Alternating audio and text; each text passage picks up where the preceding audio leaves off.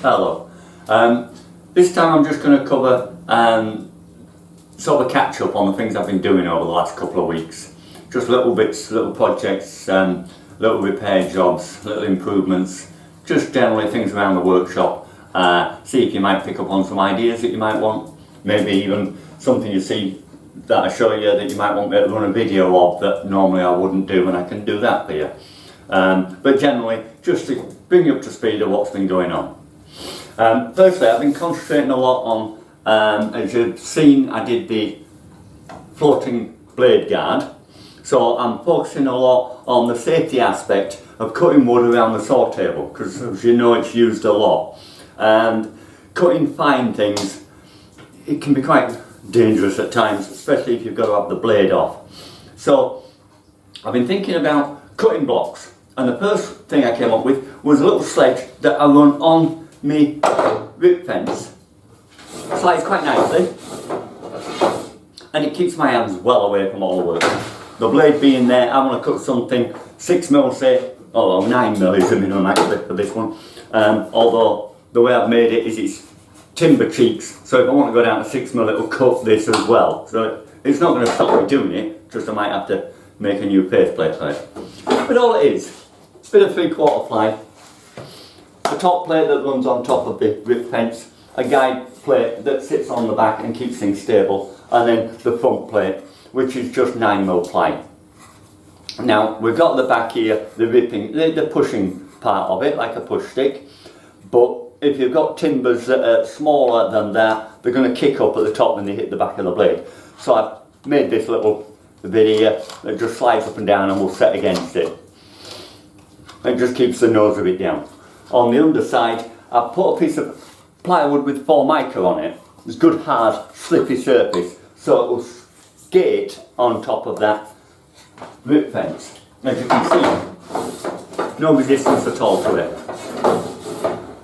And then we're gluing together a couple of bits of 3/4 ply on the bandsaw, just shaped it up, give myself a nice handle, and I seem to be copying that design because you can see it's a nice grippy sort of feel to it, good control, you can pull it back, you can push it, so works out quite well.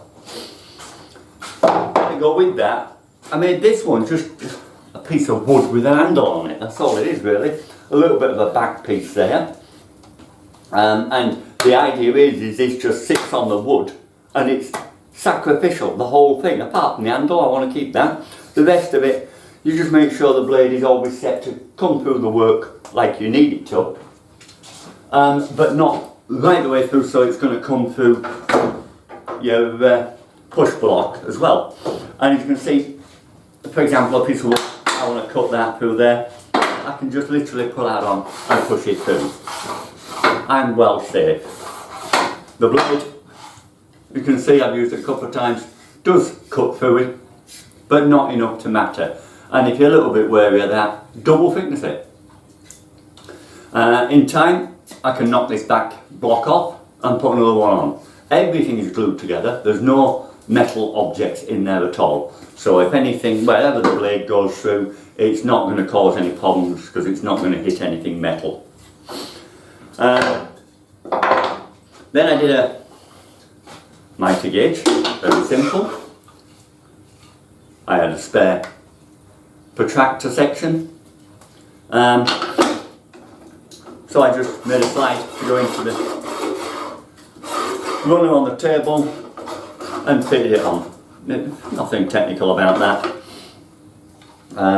And then I made another one a little bit more technical because I didn't have the protractor section, so I made the protractor part myself. But this one is for my router station, which is here. As you can see, sits in that nicely and slides backwards and forwards, and there's my router there, which normally I've got the rip fence here, so that slides along very easily. And got an adjustment there, about 20-30mm, to keep it closer or further away from the router bit as I need it to. I've calibrated it, but really I'm never going to rely on that really, I just put it there so I've got a rough guide. Because it's made of wood, things are not machined, they're not going to be that accurate really. I'd still put a gauge on it and set it before I start using it. That's it. It'll set. It'll do it.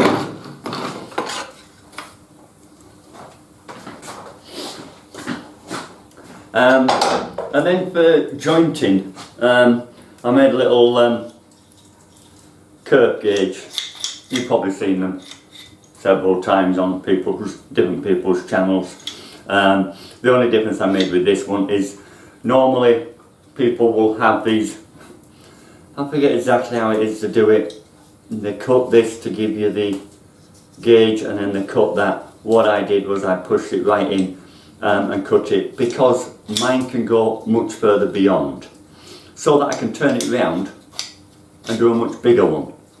Because if I'm going to do a piece of 3x2 or something and I want to half lap it, then I wouldn't get it in with the conventional ones that are only giving you about 1.5 inches. But still sets flush against the side, follow your settings, and then a piece of 3x2 laying around anywhere.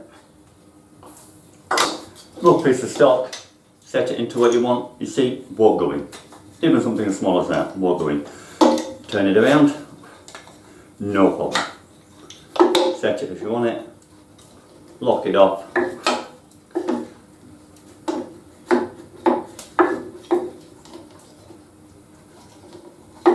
Good tight fit, and then we're ready to set into your jig to cut your 2 different lines.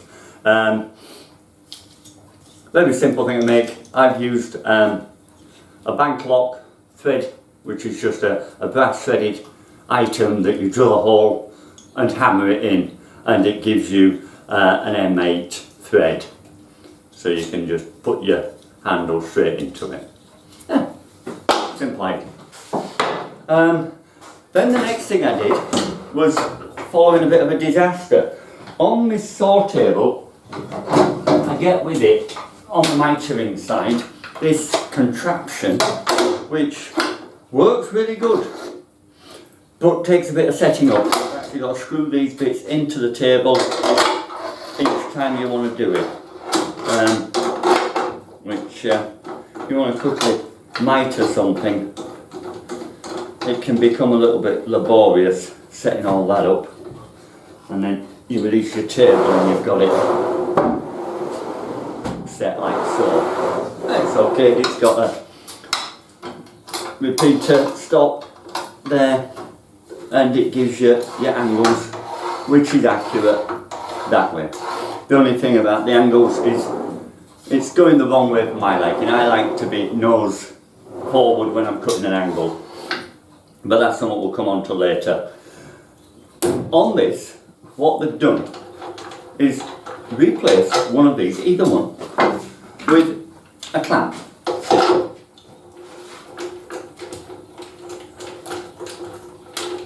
Which are useful, holding things in position when you want them.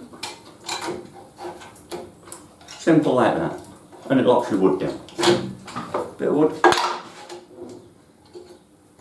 Lock down, won't move. Yeah, quite simple. Right. My problem was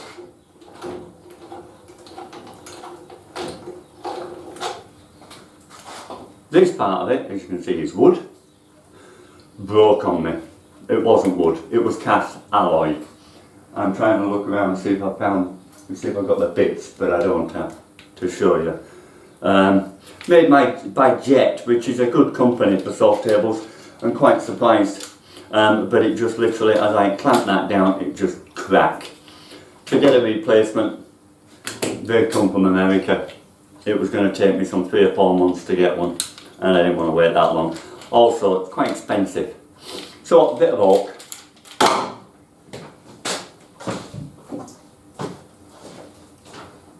I just looked out from the block on the bandsaw, whipped it in half, and then drilled out everywhere needed. It slides up and down, and then you just lock it in place. Now the one thing I've found good about it is that if you drill a hole of that dimension exactly in any worktop, say your bench top or such, you can just slide it in and use it. For example, like I've done here, I drilled a couple of holes here, slide it into it, put it into place, work underneath, lock. It's not going to go anywhere.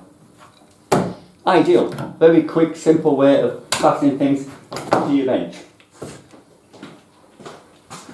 And I utilise this for other jobs as well. So when it broke, I was lost for many different reasons. So I needed a replacement pretty quick. I wasn't going to be waiting 3 or 4 months for it.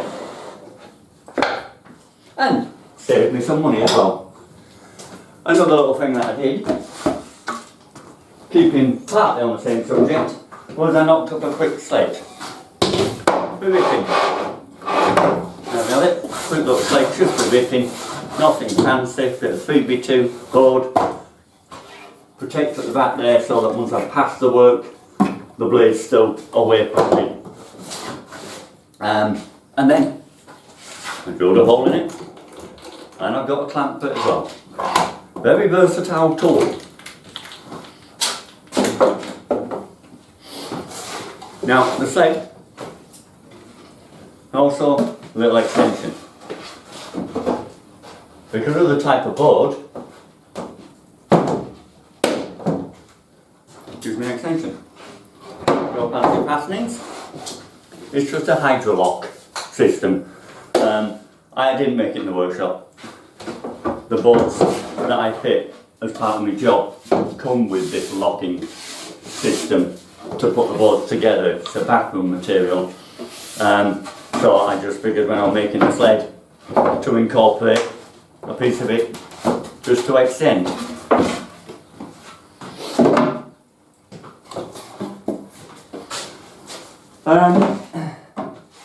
Now the other thing I've been doing is considering making a comb joint jig, or as it's known in the States, a box joint or finger joint jig. But like you in the States will know, over here in England we can't have dado head cutters in our saw tables, so we're stuck to a 3mm cut and that's it. So it's got to be the one that can be moved constantly, not a standard jig, which is some of them I've liked and wanted to do simply, but no, it's going to be more technical. And that means making cogs, which is something I've not done much of. In fact, up until recently I've never even thought of doing it. So I had to give it a go. So that's what I've been doing this week, playing with cogs. And here's a little thing I did just to see if I can get them to work. And, for those that make them all the time, you'll see pretty rough, pretty rugged, but it works. So I'm smiling, I'm happy with myself. It did it. And then I just set up another one ready for making a jig. In mine I've used standard nuts and I've just hammered them in. I'm not happy with it because they will pull out in time, so I'm just waiting at the moment. My stock of T-nuts is gone, so I'm waiting for replacement ones of them. And then that's a project I'll get on with. And when I'm doing that, I've also been thinking about this and thinking the fact that I won't be needing that, will I? Not once I've got this ready. Because it's very simple to just count how many spins you need in order to do your half laps. So that'll be out the window. But I made one of these in the last few weeks trying out as well without a jig. Just bending wood with jointing, just curved corners. But they're all higgledy-piggledy, all over the place, nothing's even, so it hasn't gone. It worked, but not as pretty as I would have liked. So, something to improve. Then I got on with making some feather boards for various jobs. This one I utilised the fact that this saw table has got the holes in it for the mitering here to fasten to, and with a bolt I can just fasten it straight down to it.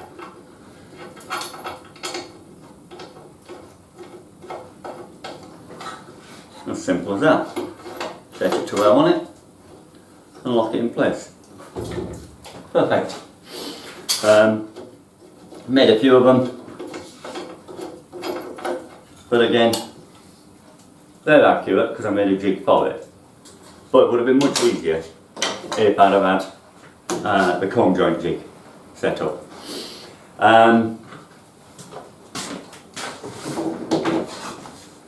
The other thing I did was the table insert. It's quite horrendous what they gave me. I guess it's standard for the table, but really, we're only allowed a 3mm blade in this country, so nobody's going to be putting anything bigger in. So this is all just for the mitering side of it. So you'd have thought, because it's that big, you know, I mean really, is your wood going to go down? Yeah. And clog up your blade underneath.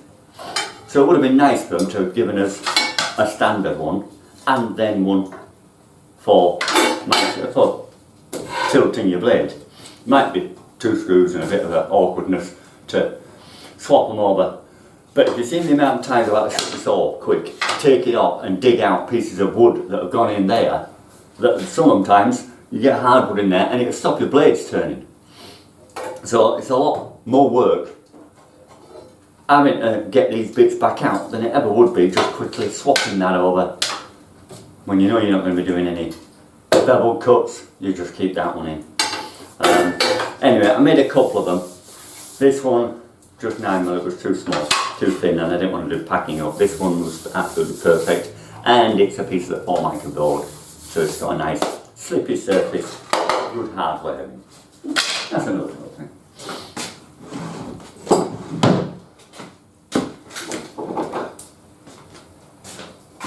And the last thing I did, a little table lamp. Joinery wise, what is it? A piece of wood with some corners cut on it and then wired up.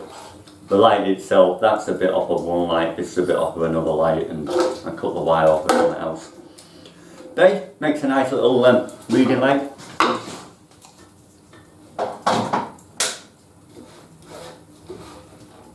And you can position it not too far because it'll fall over, too heavy, but no, it's okay. So much to do.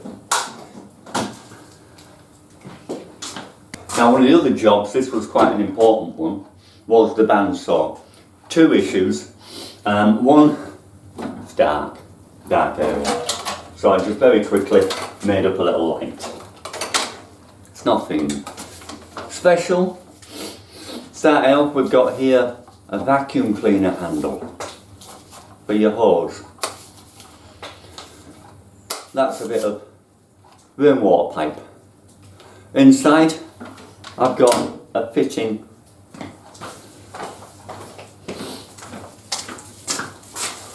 I've got a GU10 fitting, which is quite a standard type fitting. It comes for project jobs. I buy them in the job lot because of the job I do. And the bulb.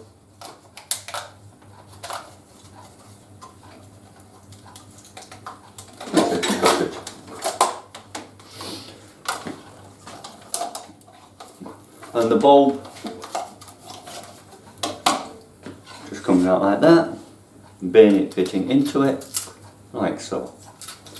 And you can see it in there, deep down. Then I connected a wire coat hanger. I thread it through the plastic of this handle so that it had a good strong grip. Bent it over and it just sits on there like that, out of the way when I'm working, and completely out of the way when I want to work on the bandsaw. I thought of all kinds of other things, passing to the wall and everything, and no, why? It's no point. No, and that's it. And right, with that. Like so. Very easy, very simple.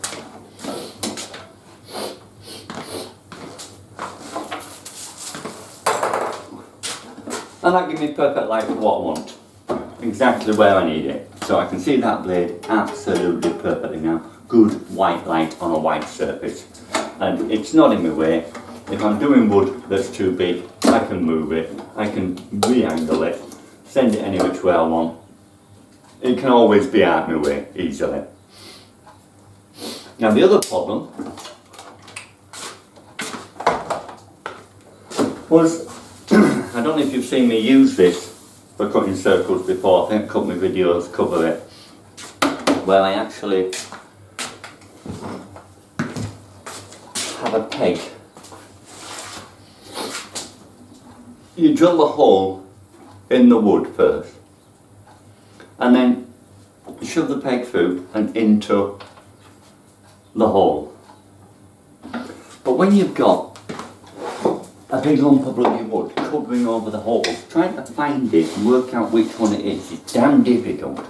And the chances are your wood is too big. So you've got to start the cut first, then get the hole in there, and then when you're finished, you've got a really great hole in the centre of your wood that you might not want. So I had to come up with an idea to simplify this. And just showing this as an example. There's a circle with no hole in it. Now what I did, using the same table, with the router I cut a square hole in the top and then drilled holes exactly 20mm apart, and then recessed the top of the hole just enough to take a downing peg. So now when I put that in and push it down, it's flush. I don't have anything in the way. Or when I want to cut a piece of wood, I just put it up against the blade, smack it down and spin it round. Doesn't matter if it's centre. It will cut the circle perfect from that dot. So all I have to do is decide from there half the size of the circle I want, put the dowel peg in, put the wood against it and down. The only thing to bear in mind is down the centre of here I've got a scored line. That is perfectly in line with the front of that blade. So my square bit of wood, I just draw a straight line down it. Line it with the front of the blade, line it with that centre line. Because if your wood is off, it will stop the blade and jam up. So put it dead centre there, tap down and away you go. It really is that simple. And the way I did it, right, the way I did it is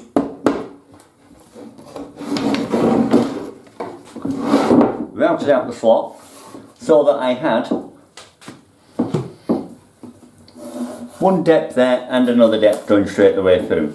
Now the depth going straight the way through is just so that I can get the pegs back out again. Otherwise you can't. And even then it's tight. But you want it tight. If anything, I'll push it out. And should this be wrong, or should you decide you want them in different places, you can make several of them that will just slot in. That will just slot back into it. As simple as that. And that's it.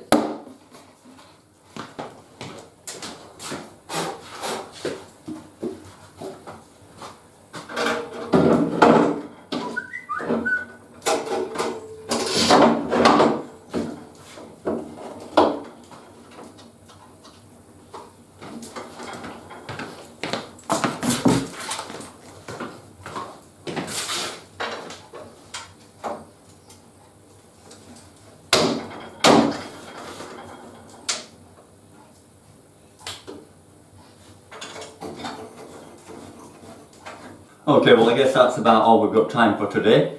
But if there is anything that you've seen that's of interest to you and you'd like me to maybe go back over it again, maybe make a video of it or something, or if you've just got some general questions, because most of it's pretty straightforward, quite simple to make. Otherwise, that's the end of the day. So, thank you for joining me, and I'll see you again next time. Goodbye.